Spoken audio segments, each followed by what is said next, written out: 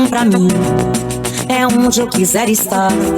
A estrela ainda brilha, ela é quem vai me guiar. Ser guerreira é minha sina, batalhando pra vencer. Tenho voz pra ser ouvida, tenho sonhos pra viver. Não vão mais conseguir me anular, me calar. Ninguém vai me impedir de cantar e lutar. Seja em casa, no campo, na rua ou na praça, chega de mordaça, agora eu vou falar. Porque eu sou mulher pra fazer acontecer. Eu sou uma delas, são elas por elas, ocupando os espaços de poder. Porque eu sou mulher pra fazer acontecer. Eu sou uma delas, são elas por elas, ocupando os espaços de poder. Começa agora o TV Elas por Elas. E na aula de hoje vamos falar sobre a importância dos núcleos de base na organização do PT, com Selma Rocha, diretora de articulação no Ministério da Educação. Boa tarde, meu nome é Selma Rocha, eu sou professora, sou mãe, sou avó, fui secretária de Educação de Santo André, trabalhei na gestão do Paulo Freire, no governo da Luiza Erundina, trabalhava com Paulo Freire, depois trabalhei na gestão de São Paulo, da educação, no governo da Marta, fui consultora na época do Haddad, fui consultora em várias prefeituras, também em governos do estado, fui professora da Universidade de São Paulo, na área de educação, professora contratada, fui membro do Conselho Municipal de Educação em São Paulo. Bom, fiz um monte de coisa por aí e fui também coordenadora do que se chama hoje o Setorial Nacional de Educação, que começou chamando CAED, Comissão de Assuntos Educacionais do PT. Fui coordenadora por muitos anos, fui da direção da Perseu, da Fundação, fui da diretoria da Fundação Perseu Abramo, fui da direção da Escola de Formação da Fundação Perseu Abramo e também trabalhei, né, na elaboração de vários programas de governo, enfim, muitas coisas. Isso é uma questão para o PT muito antiga. A primeira campanha do Lula, de 1989, o PT já falava disso e a campanha já falava disso, da importância da educação para o desenvolvimento científico, tecnológico, cultural, econômico e social do país. Nas campanhas seguintes, até o Lula ser eleito presidente em 2002, essa formulação foi desenvolvida. E depois, com o governo e com os governos do PT nas cidades, nos governos estaduais, com diferenças, né? Mas como linha, a perspectiva é que a educação seja uma política que, primeiro, que seja configurada de fato como direito das maiorias sociais, como está posto na Constituição, das crianças, jovens e adultos. Também seja configurada como uma política que estabeleça referências no campo da cultura e da tecnologia e da ciência. Ou seja, o que eu quero dizer com isso? Em todos os programas de governo do Lula, a lógica era: nós precisamos instituir nas escolas experiências e políticas que favoreçam esta condição de a escola ser uma instituição de elaboração da cultura, em que se trabalhe com ciência, que se trabalhe com as referências culturais e com a tecnologia. Ou seja, não se trata de fazer uma educação pobre para os pobres, mas uma educação emancipadora. Isso tem a ver com a questão da soberania.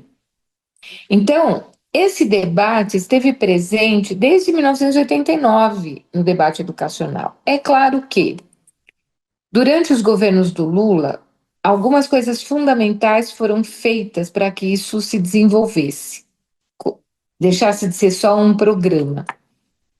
A primeira dessas questões envolve o Fundeb, a criação do Fundo de Educação Básica. Por quê? Porque durante o governo Fernando Henrique foi criado o Fundef, que visava atender só a educação obrigatória, que à época era educação de 7 a 14 anos.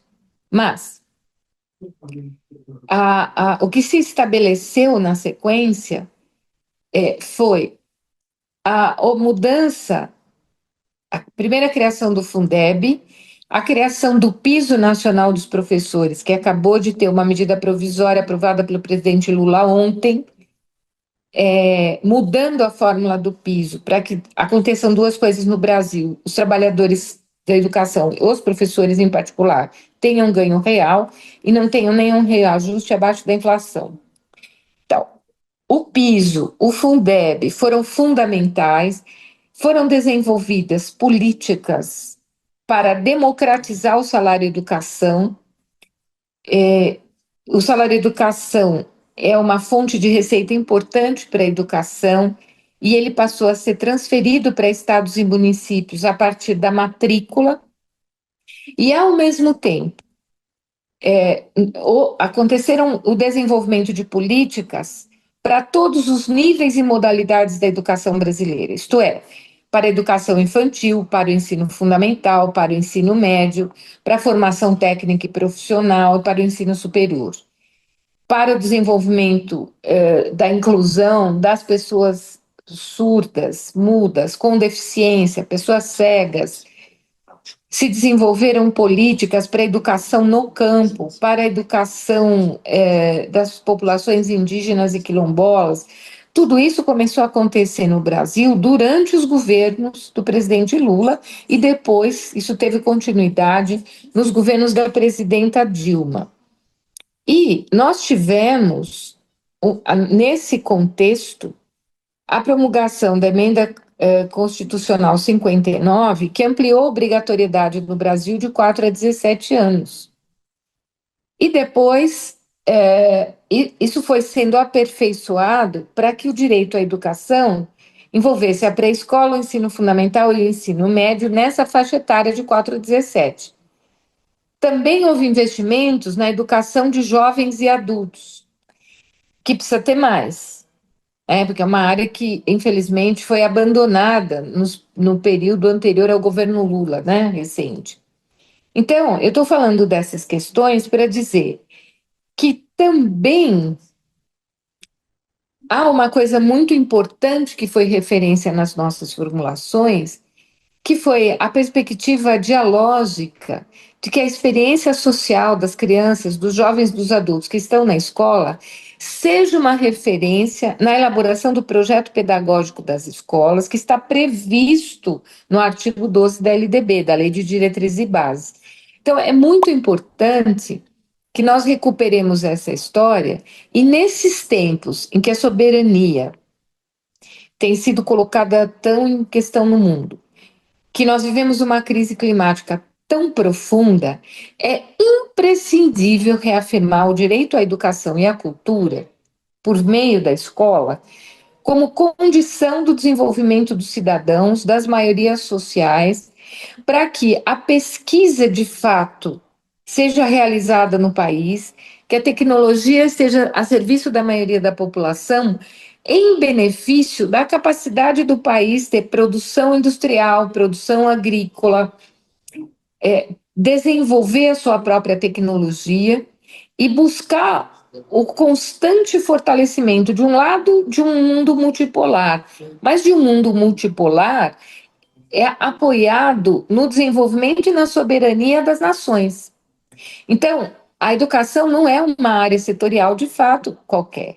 A educação é pilar do desenvolvimento do país buscando igualdade, distribuição de renda, cidadania e o fortalecimento democrático. A primeira questão hoje para nós é o que o MEC começou a fazer, que é fortalecer o concurso público.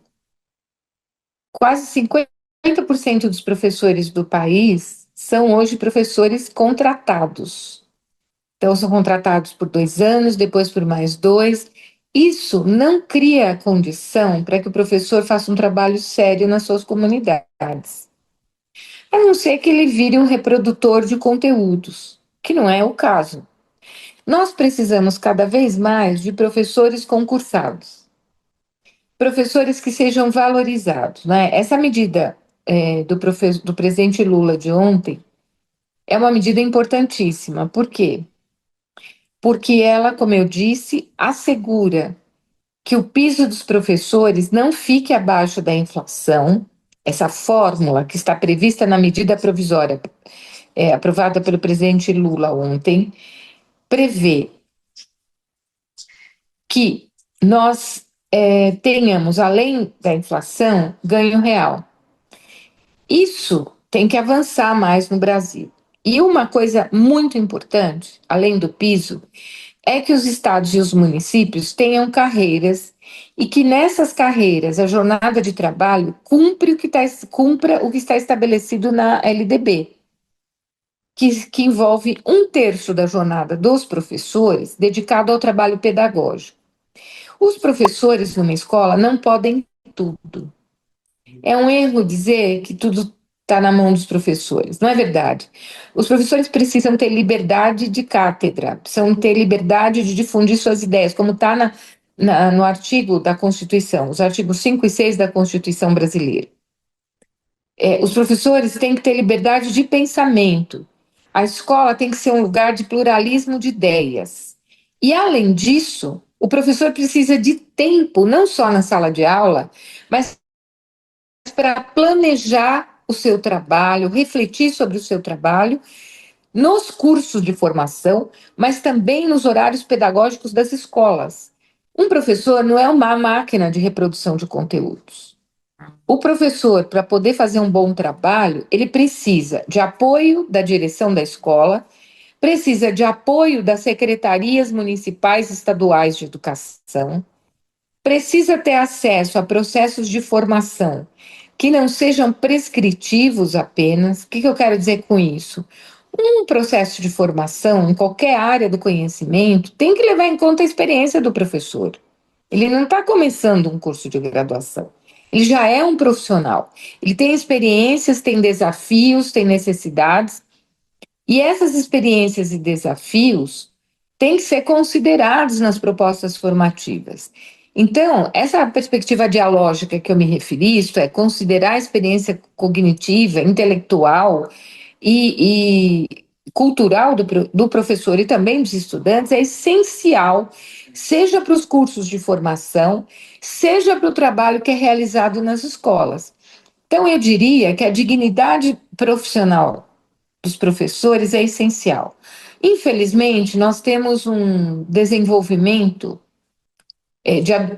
um processo, melhor dizendo, de adoecimento dos professores que precisa ser analisado e estudado no Brasil. O MEC vai se debruçar esse ano sobre isso.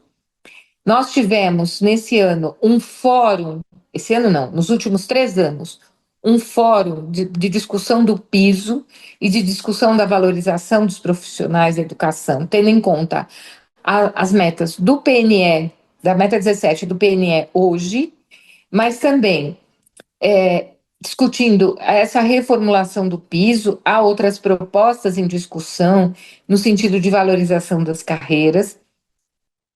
E nós entendemos que os professores têm que participar do projeto pedagógico da escola, têm que participar da discussão da política pública de educação, seja nos conselhos municipais, seja nos fóruns municipais e estaduais de educação, porque o professor é um agente importante.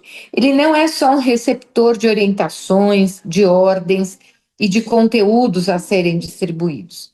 Ele é um profissional que tem que ter autonomia de elaboração, que tem que ter capacidade criativa e que tem que receber formação, não é porque é incompetente, Existem cursos de pedagogia que não foram bem avaliados no país, que foram feitos à distância com uma série de insuficiências, mas o professor prestou um concurso, passou e está trabalhando. Então, nos cursos de formação, nós temos que procurar superar as dificuldades que a formação tenha deixado, mas nós temos também que assegurar que a formação leve em conta o que o professor faz. Eu volto a dizer isso.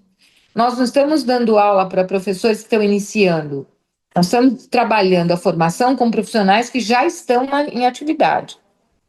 Então é isso. Acho que os professores de fato são um pilar, os educadores são fundamentais, mas eles dependem de um conjunto de políticas das secretarias para as escolas, incluindo as situações de violência, incluindo as questões de proteção à infância e adolescência, como está previsto no ECA, que não depende só dos professores, depende das secretarias de educação e do próprio Ministério da Educação. Hoje a aula foi sobre a importância dos núcleos de base na organização do PT, com Selma Rocha, diretora de articulação no Ministério da Educação.